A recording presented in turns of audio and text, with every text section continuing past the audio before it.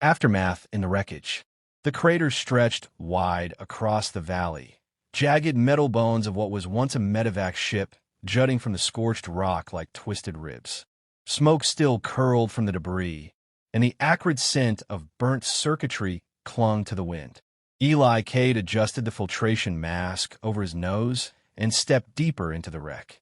His boots crunched over shattered polyglass, scorched alloy, and fragments of war he no longer cared to name. This wasn't salvage, it was a graveyard. But credits were credits, and the Alliance didn't clean up after itself. His scanner blinked a slow red pulse. Life form detected. Barely. Eli froze. The scanner wasn't supposed to ping anything biological, especially not weeks after the skirmish. He tapped the screen again. Still there. Weak vitals. Humanoid structure. Likely alien. He followed the signal carefully, stepping over a collapsed corridor panel, until he found her. She lay against the wall like discarded cargo, half covered by a torn med sheet. Blood soaked the floor around her. One arm ended in ragged cauterization at the shoulder. The other was gone from mid-bicep. Her right leg was missing below the knee. The only reason she hadn't bled out was the emergency tourniquet half melted into her skin. Alien, definitely. Her skin shimmered with a subtle lavender hue, marked with bioluminescent lines down her jaw and neck. Valari, maybe. He hadn't seen one up close since before the war. And yet, she was alive. Her chest rose in shallow, desperate gasps. Her eyes fluttered open as he knelt beside her. "You're human," she rasped, voice barely audible. Eli hesitated. "Yeah." She tried to flinch away, but her body barely moved. "Don't leave me." Her pupils were blown wide with pain, but there was something else behind them. Not fear. Not quite. Just exhaustion.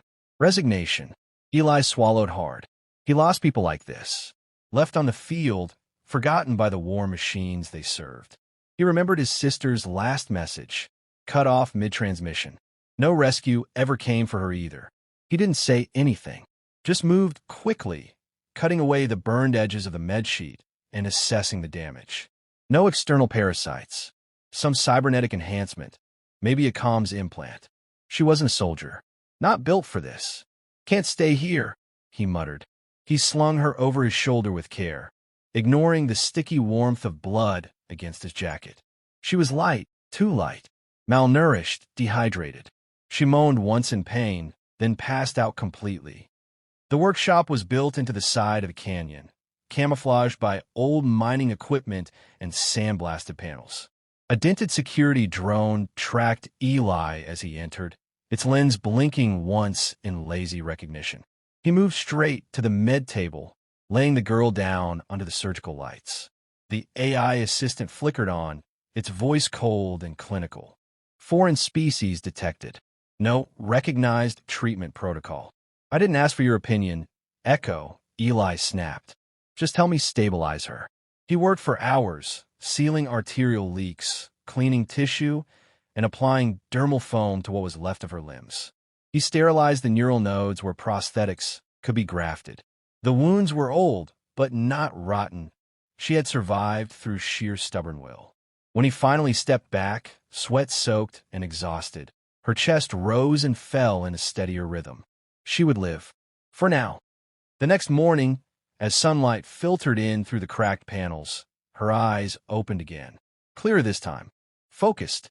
"You brought me here," she said softly. Eli nodded from across the room, tightening a bolt on a drone's arm. "Didn't plan to." She blinked. "Why help me?" He met her gaze. "Because nobody else would." She was quiet for a long moment. "I'm Zayla," she whispered. He hesitated, then said Eli. Her voice broke when she spoke again. "Am I going to die?" Eli looked away, towards a shelf stacked with half-built machines and ancient Terran tech. He thought of the limbs he used to build during the war. Crude, metallic, functional. Soulless. "No," he said finally. "You're going to live. But you won't be the same." She closed her eyes again. A single tear slid down her cheek. Neither of them said it out loud, but they both understood. The war hadn't ended. It had just changed form, wires, bone, and trust. Zayla screamed. The sound wasn't loud. It was raw. A hoarse rasp torn from her throat as her nervous system clashed against unfamiliar current. Her remaining muscles jerked involuntarily as sparks danced down the new spinal interface Eli had just activated. He didn't flinch. He kept one hand steady on the stabilizer coil and the other near the kill switch, eyes locked on the readout as it ticked dangerously into red. "Just a little longer," he murmured. Zayla gasped. It burns. It's your brain mapping to the prosthetic system. Neural rethreading is ugly. But it's working. I can't. You can, or I wouldn't have let you wake up. Her breath came in ragged, panicked pulls. But the display finally blinked green.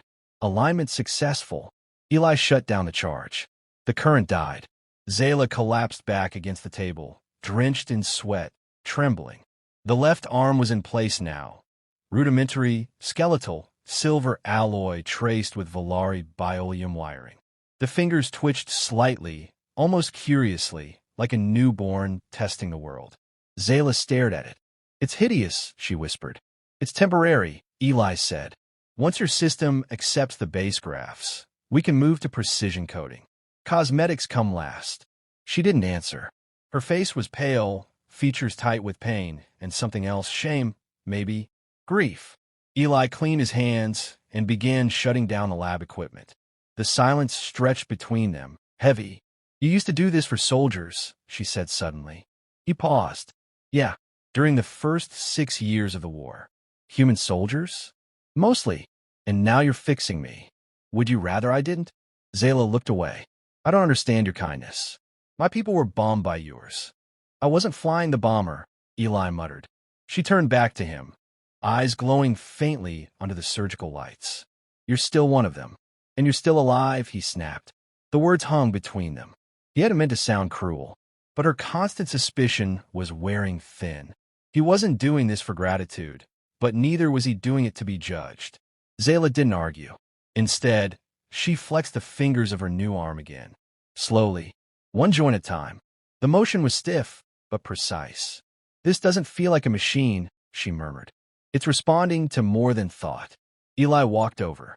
"I've been modifying the interface. Old Terran tech used direct cortex signals, but I adapted it to mirror Volari emotion-laced synaptic waves. Your people think in layers, feeling and logic mixed. So it's alive? No, but it listens better than most things I build." She laughed, quietly, bitterly. "A metal limb that listens. That's more than I can say for most people." The days blurred together after that. Hours filled with calibration, coding, and micro-adjustments. Zayla endured more procedures, each one drawing her closer to movement, to autonomy. The second arm came easier than the first. Her body accepted it faster. The left leg, however, was harder. Eli needed to reinforce the spinal connector and graft a balance regulator into her pelvic nerve system. She nearly blacked out from the pain, but she didn't give up. And Eli noticed something else. She began asking questions. "What's this coil for? Why do you split the processors? Can I learn to fix them myself?" At first, he gave her short answers, but she absorbed them quickly, hungrily, and soon they sat side by side. Her on a stool, still healing, him bent over a desk, tinkering with code together. "You've got a quick brain," Eli said one evening, tossing her a schematic. "I was a translator for the Alliance." She hesitated, before everything fell apart. "You still are something," he said. "War doesn't erase that." She looked up. "What about you?" He didn't answer right away. "I was a weapons engineer. Built things that tore people like you apart." Zayla didn't recoil. She just nodded. "And now you build things to put people back together." They shared a long, unspoken look. Something had shifted. They weren't just patient and surgeon anymore. They were survivors, equals, partners in rebuilding what war had broken. Late one night, Eli found Zayla asleep in the chair, the unfinished hand module cradled in her lap. Her expression was peaceful for once. No pain, no guard of fear, just quiet. He stood there for a while, watching the soft pulse of her rebuilt fingers. They shimmered faintly, glowing with the same bioluminescent hue as the skin she'd lost. She was becoming something new. Not Volari, not human. Something in between. The girl who couldn't die.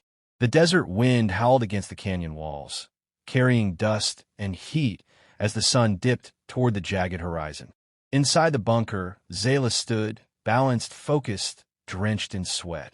She raised her prosthetic arms, flexed her synthetic fingers, and twisted her hips into a slow, precise turn. Again and again. The neural balance stabilizer beeped with each completed motion, recording data. Nearby, Eli watched from the workbench, arms folded, tools forgotten. "She's starting to move like a soldier," he muttered. Echo, the AI assistant, chirped in response. Her reaction times exceed average Volari performance. Neural lattice link is now at 93.4% cohesion. "She's not supposed to be a weapon," Eli snapped. "She asked for freedom, not firepower. She asked to walk again. You gave her more than that." Zayla stumbled. Her right knee buckled, and she crashed to the floor. Metal hit stone. Sparks danced briefly as the shock absorbers engaged too late. Eli was at her side in a second. "I'm fine," she growled, trying to push herself up. "You're overheating," he said, ignoring her resistance. He tapped the diagnostic pad. "Servos are running hot. We need to recalibrate the regulator in your spinal node." "I can go longer." "No," he interrupted, firm. "You're pushing the limits of a hybrid system. You're not indestructible." "I'm supposed to be broken," she snapped. "But I'm not. I'm still here. I need to keep moving, Eli." Her voice cracked on his name. Her whole body trembled, not from pain but frustration. Memory. Fury. Eli lowered his voice. "And you will. But this isn't war anymore. You don't need to kill yourself to prove you're alive." She went still. Her eyes shimmered with unshed tears. "I don't know what I'm supposed to be," she whispered. "Before the bombing, I mediated peace talks. I wore silk, not armor. Now I look in the mirror and see wires, tubes. This isn't me." He met her gaze steadily. "Then help me build someone new." That night, Zayla worked with Eli in silence, welding fine circuitry into a microsensor that would help smooth out her limb tremors. She worked with care, not rage. Precision, not desperation.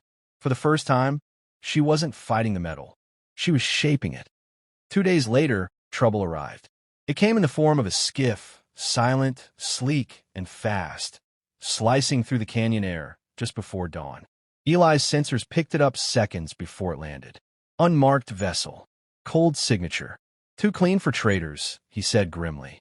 Zayla was already strapping on the modular brace over her leg. "They're after me. How would anyone know you're alive?" "I don't know," she said. "But if they do, they won't leave witnesses." They didn't have time to flee. The bounty hunters breached the perimeter with jammers and a flash pulse.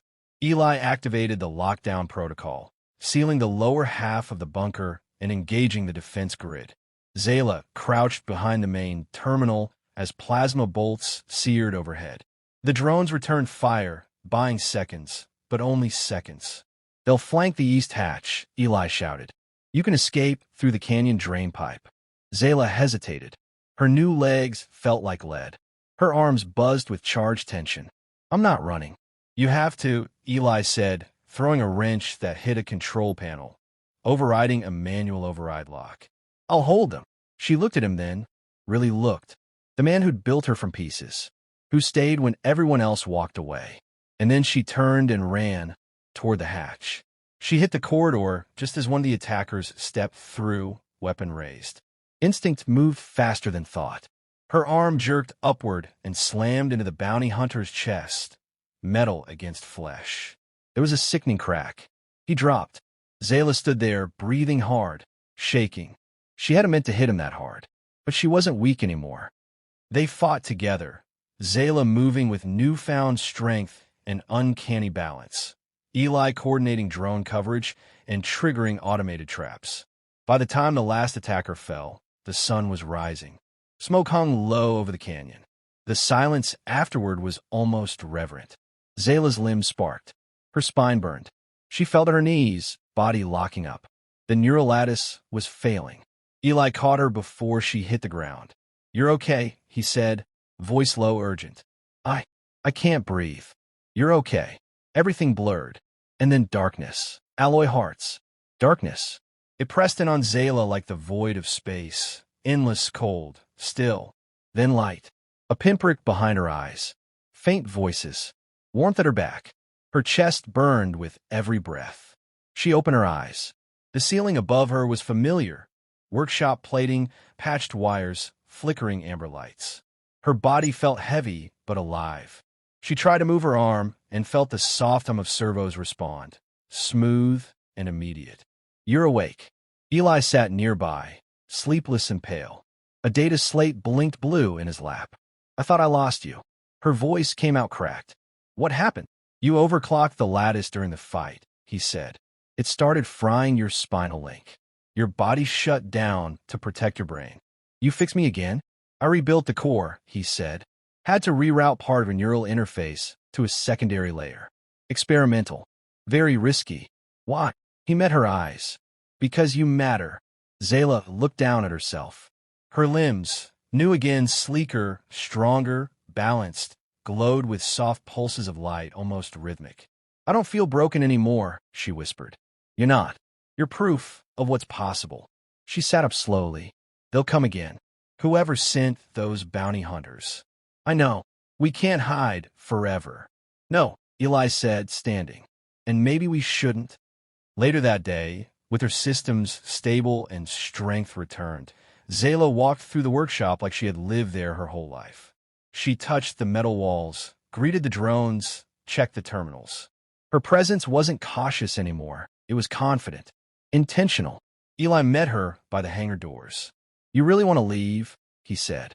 "I can't stay underground anymore," she replied. "There are others like me, left behind, lost in pieces." He nodded slowly. "You don't need me out there." "I do," she said simply. "Not because I'm weak. Because you know how to build hope out of wreckage." For a long time, he said nothing. "Then, there's a ship in Bay 3. It's old, but it can fly. Then we make it ours." They spent the next week rebuilding the craft. A patched-together courier-class vessel from the war era, scavenged from 6 different hulls. They named it Pulse, a nod to the faint light in Zayla's rebuilt hands and the steady beat of second chances. Inside the cockpit, Zayla fitted in a dual-spec pilot interface, adapted for hybrid input, emotion, and code. Eli installed a stealth core and pulse engine amplifier. It wasn't fast or pretty, but it was free. On the last night before launch, as stars shimmered above the canyon, Zayla and Eli stood outside the hangar. She looked at him. "Do you regret it? Saving me?" "No," he said. "Not once. You could have stayed alone. It would have been safer." Eli gave a small smile. "Alone is easier, but easier isn't better." She nodded. "Then let's do something hard." When Pulse lifted into the sky, the earth shook. Dust exploded across the canyon. An old metal groaned as the ship soared past the walls that had hidden them for so long. Zayla sat at the controls, her synthetic fingers moving like they were born to fly. Eli stood behind her, arms folded, eyes on the stars. Their destination wasn't set, but their purpose was clear. They would find the others, the broken, the forgotten, the mutilated victims of a galaxy that couldn't be bothered to care. And they would build again, not weapons, not war machines. People. As they broke orbit, Zayla looked at her reflection in the NAV screen. Her glowing eyes, her alloyed limbs, her scars. Once, she had begged a stranger not to leave her behind. Now, she was becoming a symbol of what couldn't be left behind. She reached out, took Eli's hand. "Let's show the galaxy," she said softly, "what it means to be remade." And together, they disappeared into the stars.